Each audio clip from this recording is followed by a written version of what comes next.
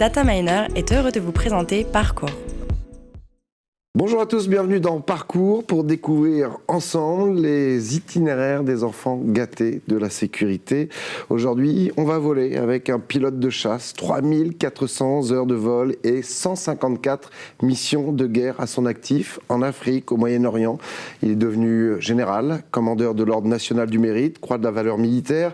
Aujourd'hui, passé dans le privé, il est directeur sécurité du groupe Société Générale. Antoine Creux, bonjour. Bonsoir Alexandre. Merci d'être sur notre plateau. Je vais vous avouer qu'en préparant cette émission, je me suis dit comment je vais faire pour tenir 25 minutes, tant il y a de choses à dire passionnantes. Votre vie est un roman. C'est un parcours passionnant de mon côté. Eh bien, on va le découvrir ensemble. Vous êtes né à Tonnerre, ce qui tombe bien pour un futur pilote de chasse. C'est dans l'Yonne. Vous y avez passé votre enfance ? Une partie seulement. Ouais. J'ai quitté, j'avais pas 10 ans. Après, j'ai fait un petit parcours vers le sud. J'ai habité Nîmes avant de devenir drômois. Et c'est vrai qu'aujourd'hui, je me sens assez drômois. Alors, ma question de cœur pour démarrer cette émission, c'est de savoir ce que vous souhaitiez faire quand vous étiez petit.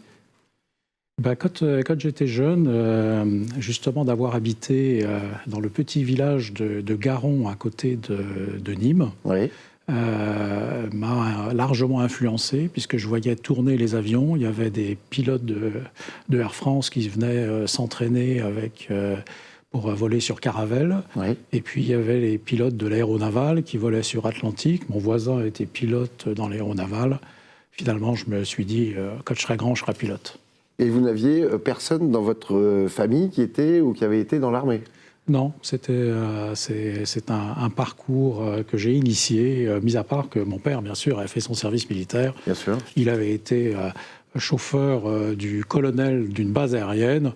Donc quand je suis devenu colonel, j'ai dit « bon, ça va, toi, papa ». Mais il était très ému. Tu vas me conduire maintenant, papa.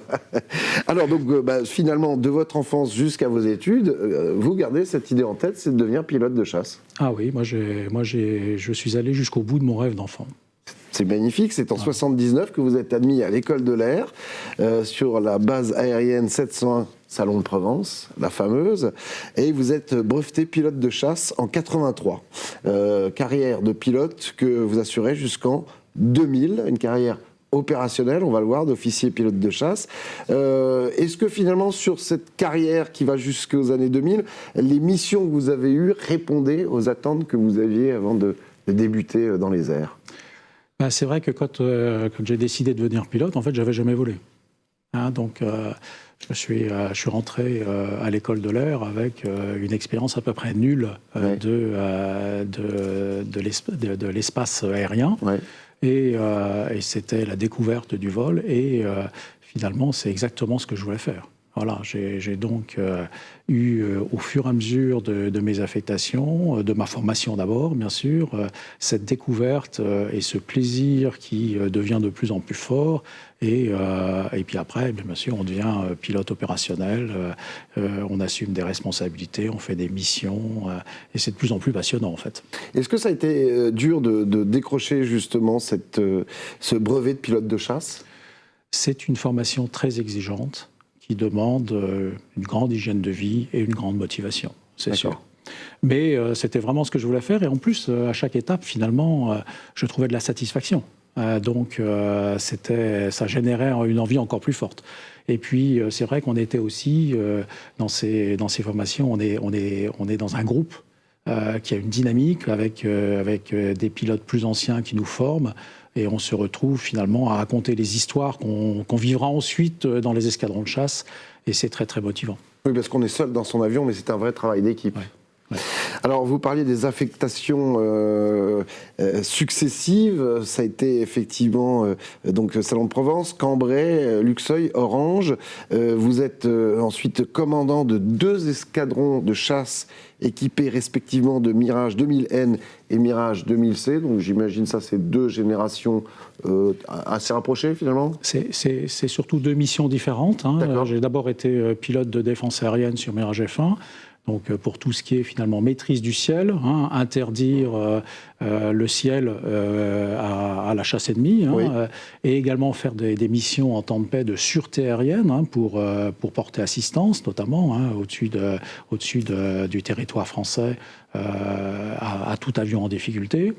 Ensuite, j'ai fait effectivement du 2000N. Là, c'est la dissuasion nucléaire. C'est la mission. Le N veut dire nucléaire. Donc, c'est contribuer à cette mission essentielle de dissuasion. Et puis après, effectivement, j'ai refait de nouveau de la défense aérienne, puisque le C veut dire combat, comme défense aérienne, puisque c'est la défense aérienne, c'est tout le combat aérien aussi. Voilà. Un escadron de chasse, c'est combien de pilotes? Alors c'est en gros 25 pilotes, mais quand j'étais sur 2000N, par exemple, c'était des biplaces, donc il y avait aussi des navigateurs, donc il y avait autant de navigateurs que de pilotes. Il faut comprendre également que dans un escadron, il n'y a pas que des pilotes, donc il y a les mécaniciens, il y a les officiers d'enseignement. Donc quand je commandais l'escadron à Luxeuil, par exemple, il y avait 250 personnes. D'accord. Donc finalement, vous commandiez 250 personnes. Voilà. J'imagine que c'est un rapport au quotidien, qui est un rapport militaire bien évidemment, mais aussi un rapport lié à la vie privée de chacun d'entre eux pour former cette équipe et cette solidarité dans laquelle il ne doit y avoir aucun grain de sable. Comme c'est un métier exigeant, à la fois en termes de mission, mais aussi en termes de vie personnelle, puisqu'il y a les détachements opérationnels, il y a les exercices, etc.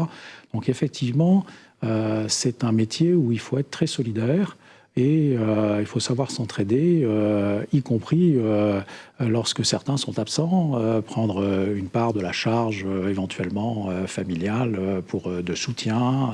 C'est une vraie équipe qu'il faut constituer. Et savoir sonder peut-être aussi l'état d'esprit et le moral de ses coéquipiers pilotes de chasse. Je comparerais ça un petit peu avec les forces spéciales. J'imagine qu'on ne peut pas se permettre d'avoir à ses côtés un pilote qui n'est peut-être pas bien dans ses baskets. Il faut former ce groupe, il faut être à l'écoute. Et puis, je crois que moi, j'avais été très sensible lorsque j'étais jeune pilote. Je crois que le leadership du chef, parce que c'est vrai qu'on s'engage pour la France, mais au bout du bout, le jour où on fait une mission, en fait, on s'engage pour son chef. Voilà, c'est parce qu'on a confiance dans son chef qu'on le suit. Ouais. Donc je crois qu'il faut savoir cultiver le leadership, il faut se faire confiance, et que ça soit jeune pilote ou ancien, celui qui va leader la mission, il faut qu'il soit un vrai leader. Vous parliez il y a quelques instants de missions au-dessus de l'Hexagone. Vous avez également fait de nombreuses opérations extérieures en Afrique et au Moyen-Orient et des exercices internationaux. On peut en parler ? Oui, bien sûr. Alors, justement, en Afrique, au Moyen-Orient, sur quel type de mission, quelle époque on est à ce moment-là ? Dans les années 80 ? Ma première mission en Afrique date de 87. Je suis parti sur alerte pour faire de la défense aérienne du Tchad, qui venait d'être bombardé par des avions libyens. C'était déjà cela en 87. C'était déjà cette difficulté entre la Libye et le Tchad.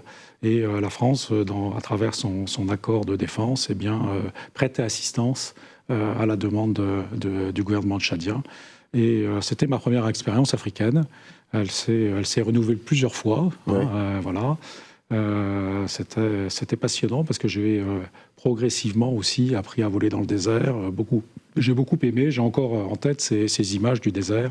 Fabuleux, au lever du soleil, au coucher du soleil, j'imagine. C'est vraiment passionnant comme aventure.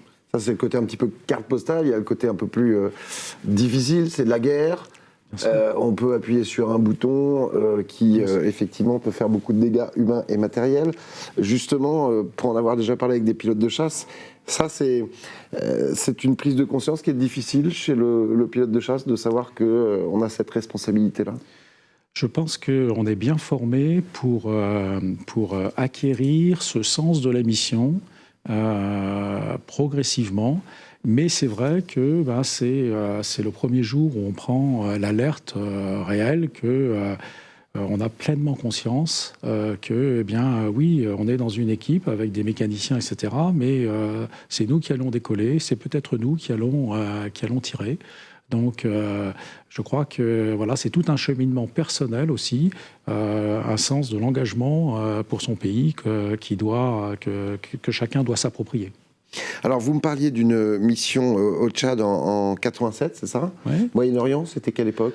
Alors, au Moyen-Orient, j'ai fait notamment un détachement en 96, qui a été là aussi un peu particulier, puisque c'est au cours de ce détachement à Dharan, en Arabie Saoudite, que j'ai pour la première fois entendu parler d'Al-Qaïda, oui. puisqu'il y a eu un attentat qui a été proféré par Al-Qaïda contre la base aérienne où nous étions avec des Américains, des Anglais, des Saoudiens et nous-mêmes pour faire une mission de protection du sud de l'Irak.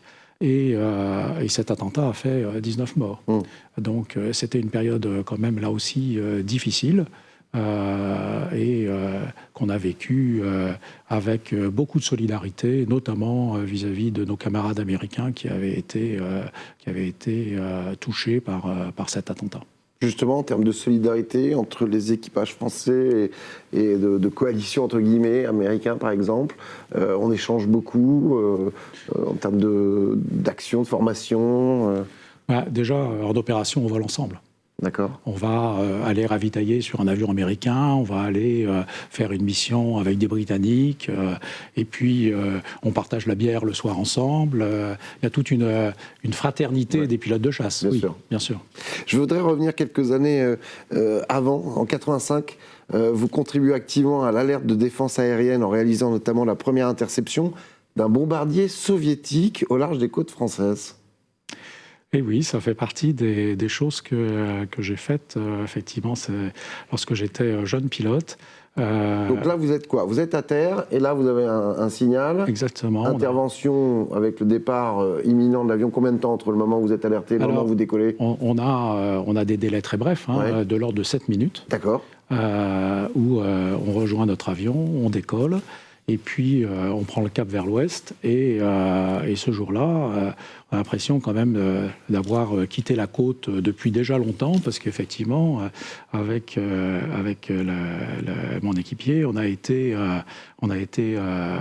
jusqu'à 290 nautiques au large de Brest, pour aller intercepter un Bir soviétique, un Tu-95, qui est un avion stratégique soviétique. Qui espionne en quelque sorte. Qui permet surtout de montrer là aussi la capacité soviétique de l'époque. Donc voilà, on a montré que nous aussi, on détectait, on était capable d'intercepter. Donc c'est un moment assez incroyable où d'un seul coup, après s'être beaucoup entraîné, on voit une cocarde russe. Enfin, une cocarde soviétique, même à l'époque. Donc, c'est un moment dans ma vie de pilote qui, évidemment, a compté. Donc là, chacun montre ses muscles, en quelque sorte. Voilà. C'est un petit peu ça. On fait des photos pour montrer ensuite à nos autorités quel type d'avion c'était, comment jusqu'où on a été. Vous lui intimez, j'imagine, l'ordre de faire demi-tour? Non, parce qu'il est dans les eaux internationales. Non, il est dans les eaux internationales. Donc, en fait, chacun a le droit d'être là. D'accord. Mais il faut lui expliquer. Quelque part, on lui montre qu'il ne faut pas aller plus loin. Voilà. On montre que... Et qu'on est là. Quelque part, on est là et qu'on n'est pas dupe de cette mission soviétique au large des côtes françaises. Quel sentiment vous avez justement avec les événements géopolitiques qui se passent depuis maintenant un petit peu plus d'1 an, justement par rapport à ça? On voit aussi ces ballons, soi-disant sondes ou autres, au-dessus des États-Unis ou des pays d'Amérique du Sud.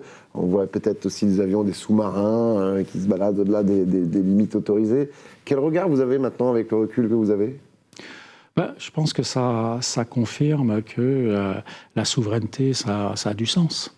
et qu'il nous faut les moyens d'assumer cette souveraineté. Donc, heureusement qu'on a des radars, qu'on est capable de surveiller. Et je peux rendre hommage à tous ces contrôleurs, ces surveillants de l'espace aérien qui font ça 24 heures sur 24. En France, on a tout un dispositif de sûreté aérienne qui avait déjà été transformé et qui avait su s'adapter après le 11 septembre 2001, parce que c'était plus le même genre de menaces. C'était pas des menaces militaires, c'était des menaces qui prenaient leur essor dans le trafic civil, le 11 septembre.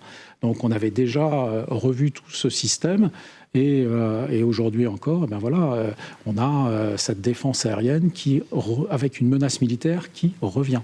Voilà. Donc, je crois que c'est tout un cycle finalement, et moi je trouve ça passionnant. Cette carrière militaire m'a passionné aussi sur les aspects géopolitiques. En 1990, on revient quelques années donc plus tôt, vous commandez l'escadron de chasse Lafayette, nouvellement équipé de Mirage 2000, et vous supervisez alors l'intégration de cette unité au sein des forces aériennes stratégiques. De quoi il s'agit, les forces aériennes stratégiques ? Les forces aériennes stratégiques, c'est le commandement des forces aériennes qui ont comme mission la dissuasion nucléaire. D'accord. Donc, rôle important. Vous êtes choisi pour commander le premier détachement de la 4e escadre de chasse pour l'exercice international Red Flag aux États-Unis. Alors, qu'est-ce que c'est que cet exercice mené par les Américains ? Ils invitent régulièrement des nations amies à venir s'entraîner avec eux ? Oui, dans un espace aérien qui est grand comme la Suisse. Ah oui, quand même. Et qui permet de faire... Sans les montagnes. C'est dans le désert du Nevada. Ouais. Ça permet aussi de faire du tir réel. Il y a une restitution en live, comme on dit, pour valider tous les tirs. C'est un exercice de type Top Gun, on dirait. Voilà. D'accord. Voilà. Ok. Il y a des concours un petit peu entre pays chaque mission, en fait, fait l'objet de débriefings très profonds, très précis, et ces débriefings nous permettent tous de progresser. Ça dure assez longtemps ? J'y suis allé pour 5 semaines. C'est ça. Ouais. Et alors, dans ce cas de figure, chaque pays vient avec ses propres avions, Bien sûr. On imagine. Bien sûr. Qu'est-ce que vous faites ? Vous faites la traversée avec vos propres avions ou ils sont emmenés dans des avions cargo ? Non, on traverse. Ah oui. On traverse. Donc il faut un ravitaillement en vol ? Bien sûr. Etc. Bien sûr. Donc ça déjà, c'est toute une aventure. Ouais. Et ensuite, on se rend sur les sites un peu Top Gun. Voilà. Donc ça doit être très enivrant. C'est super bien, comme tous les pilotes ont envie de participer à ce type de mission, parce que c'est des missions d'entraînement qui ressemblent tellement au réel qu'on touche du doigt la réalité de ce métier de pilote de chasse. Très objectivement, les pilotes français n'ont rien à envier aux pilotes américains. Il faut rester très humble dans ce métier, vous savez. Donc, même si l'image du pilote de chasse n'est pas forcément celle-là, je crois qu'il faut rester très humble. Et à chaque fois qu'on décolle, l'histoire est à refaire. En 1998, vous prenez la tête du détachement déployé sur la base aérienne de Minsk-Mazowiecki. Je ne sais pas si je l'ai bien dit, c'est en Pologne en tout cas. Avec l'objectif d'initier les personnels du 1er régiment de chasse Warzawa, équipé d'avions MiG-29 aux procédures et méthodes de travail en vigueur dans l'OTAN. Alors, on va essayer de décomposer cette phrase. Donc, c'est en Pologne, effectivement. Qu'est-ce que c'est que ce régiment de chasse Warzawa ?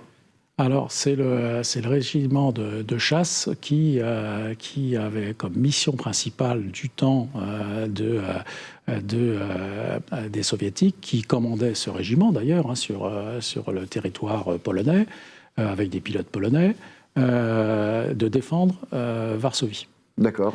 Et on est dans cette période en 98, à un moment où les Polonais sont candidats à l'OTAN, et il faut qu'ils apprennent progressivement les procédures de l'aviation otanienne. Voilà. Comment devenir interopérable avec les armées de l'air de l'OTAN. Ouais. Et ce détachement, qui a duré 2 mois, avait comme objectif de les initier à ces procédures de l'OTAN, alors qu'ils volaient encore sur MiG-29 et avaient des procédures issues du pacte de Varsovie. D'accord, un peu ancienne. Voilà. C'est plus qu'ancienne, très rustique. Vous dirigez seulement des Français là ou c'est mixte en termes de nationalité? Alors c'est un détachement français, mais sur la base polonaise, en symbiose le plus possible avec l'escadron de MiG-29 polonais. D'accord, donc là un échange effectivement international qui se fait en anglais, j'imagine. Non, on n'a aucune langue commune. Ah, c'est pratique. Donc, allez-y, c'est tout droit. Parce que à cette époque, les pilotes polonais ne parlaient pas anglais. Donc il y a des traducteurs. Alors voilà, j'avais un pilote français, originaire de Pologne, par sa famille, et donc qui me servait d'interprète. Voilà. Et d'ailleurs, j'ai fait un jour un tour de MiG-29 avec un pilote polonais lors de ce détachement. C'est la seule fois où j'étais dans un biplace avec 0 langue commune avec l'autre membre d'équipage. Voilà, donc c'est assez particulier parce qu'en fait, on ne peut pas se parler. Voilà. Le MiG-29 était un bel avion ? C'est un avion qui avait forcément de belles qualités, mais qui n'avait pas l'avionique et le système d'armes du Mirage 2000. Donc, et puis, les pilotes n'étaient pas entraînés sur le plan tactique au niveau des pilotes de l'OTAN. Évidemment, ils étaient très clairement sous-entraînés. Et au fur et à mesure, ils ont réussi à se mettre à niveau ? Ça a été une première étape. Je pense qu'après, ils ont mis des mois et des mois. Voilà. Mais on leur a donné les premiers ingrédients. Alors, à peu près à cette époque-là, je ne sais pas si mes sources sont bonnes, vous allez me Vous avez l'impression que vous savez tout, là. Presque. J'ai halluciné en découvrant ça. Je me demande si c'est une histoire de pari entre copains pilotes, parce que vous devenez le premier pilote français à poser un Mirage 2000 sur une route. Et quelle idée d'aller se poser sur une route? Qu'est-ce que c'est que cette histoire? C'était pas un pari, hein. C'était une mission? C'était un exercice? C'était une mission, bien sûr, en Pologne, là aussi. Et c'est vrai qu'on était dans une démarche vis-à-vis des Polonais qui était très professeur. Hein. Nous leur apprenions beaucoup de choses. Oui. Donc, jusqu'au moment où un jour, ils nous ont dit « Mais il y a quelque chose que nous, on fait et que vous ne faites pas. Ce sont des exercices de déploiement. » Où on part de notre base aérienne et on va se poser sur une route et on cache nos avions dans la forêt. Et il me propose, il me dit, ce serait bien qu'on vous apprenne ça maintenant, que vous nous apprenez beaucoup de choses. On pourrait à notre tour vous montrer quelque chose que vous ne savez pas faire. Alors c'est vrai que c'était un petit peu étonnant comme question et que j'ai dû faire preuve de beaucoup de force de persuasion auprès du chef d'état-major de l'armée de l'air de l'époque, mais qui m'a suivi pour dire, bon, pour notre relation, pour la rééquilibrer un petit peu, ça serait bien qu'on fasse cet exercice. Voilà. Et donc on a accepté de faire cet exercice. Et je pense que je suis le premier, mais que nous ne sommes que 2 à avoir fait cet exercice, parce que ça ne s'est jamais refait. C'était difficile. Donc, c'est un peu particulier, parce que les pistes en Pologne, notamment, où on volait depuis 2 mois, étaient larges de 45 mètres, et là, il fallait se poser sur une route qui faisait 16 mètres de large. Ouais. Donc, quand on avait fait la reconnaissance en hélicoptère, on pouvait penser que la route était large, mais quand on arrive en avion, c'était un exercice particulier. Voilà. Il faut toujours accepter les coutumes locales. Sinon on fâche. Oui, et puis voilà, c'était aussi un défi personnel. Voilà, donc je suis encore aujourd'hui heureux d'avoir eu cette expérience assez unique. Je vais survoler un petit peu, c'est le cas de le dire, la suite de votre carrière, parce qu'il y a encore beaucoup de choses à dire sur votre poste actuel. En 2000 à 2003, vous êtes chef d'état-major du commandement de la défense aérienne et des opérations aériennes, donc progresse dans les échelons. 2004-2007, sous-directeur Europe Alliance Atlantique de la délégation aux affaires stratégiques du ministère de la Défense, et de 2007 à 2010, chef de la division Organisation internationale de l'état-major des armées, en charge des dossiers politico-militaires relatifs à l'OTAN, l'Europe de la Défense, l'ONU et de relations bilatérales de défense avec les pays de la zone euro-atlantique. Là, sur toutes ces missions que je viens d'évoquer, il n'y a plus de vol. Si, je continue quand même à voler de temps en temps, ce qui me permet de garder le contact. Ouais. Notamment, lorsque j'étais chef d'état-major de la défense aérienne, j'avais besoin continuer à rester très en contact avec l'opérationnel de l'armée de l'air. C'était une époque, là aussi, comme je l'ai évoqué tout à l'heure, on a transformé les principes de sûreté aérienne pour être en mesure de faire face à des menaces de type 11 septembre. Donc oui, on avait besoin d'être très en lien avec les escadrons de chasse. Vous continuez ensuite votre progression au sein de l'armée. 2012-2015, vous êtes major général de l'armée de l'air. Et de 2015 à 2017, général d'armée aérienne, inspecteur général des armées. Ça consiste en quoi à ce moment-là? Quand on est général, on peut continuer de temps en temps à voler Très ponctuellement. Personne ne peut nous dire non d'un autre côté. Très ponctuellement, mais c'est vrai, si vous voulez, que lorsque j'étais major général de l'armée de l'air, ce qui correspond à être numéro 2 de l'armée de l'air, il est difficile de ne vivre qu'avec le souvenir de ce qu'on a fait il y a 15 ou 20 ans, alors que les avions ont changé. J'ai eu la chance de voler sur Rafale pour aussi toucher du doigt la réalité des pilotes d'aujourd'hui. Bien sûr. Comment contribuer comment faire les bons choix, contribuer à commander au plus haut niveau sans être en lien direct avec la réalité. Mais c'est que ponctuel, bien sûr. Ça vous manque aujourd'hui ? Je crois qu'on a toujours, quand on a été pilote, toujours cet appel du vol qui demeure. Mais comme je suis très occupé, je n'ai pas trop le temps d'y penser. Alors, depuis le 1er octobre 2017, vous êtes directeur sécurité du groupe Société Générale, membre du comité directeur. Vos missions balayent quel spectre ? Alors, c'est effectivement une mission d'une direction de la sécurité qui est sur un spectre large, avec la protection des collaborateurs, des clients, donc tout ce qui est protection des personnes, protection des sites sensibles, bien sûr, des sites les plus sensibles, et puis de l'ensemble des sites du groupe, et puis des informations. Donc en lien avec toute la partie protection des systèmes d'information, mais de façon presque plus large. Voilà. On touche également aussi tout ce qui est continuité d'activité, les plans de continuité d'activité, la gestion de crise, et puis d'une façon encore plus large, la sécurité économique, c'est-à-dire ce qu'on peut appeler l'intelligence économique.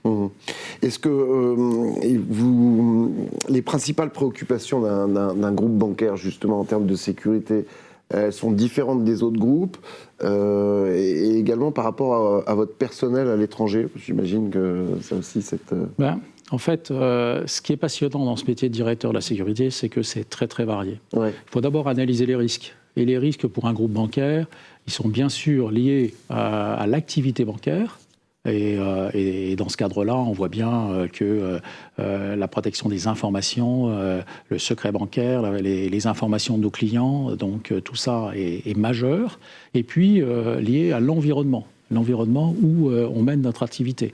Donc là, vous parlez des pays à l'étranger. Eh bien oui, le risque géopolitique, par exemple en Afrique, où nous avons des filiales, a fortement augmenté ces dernières années. Le risque terroriste, le risque social, avec parfois des manifestations où le niveau de violence est très fort. On a vécu toute la crise des Gilets jaunes. On a eu jusqu'à des agences qui ont été brûlées. Donc les risques sont très variés.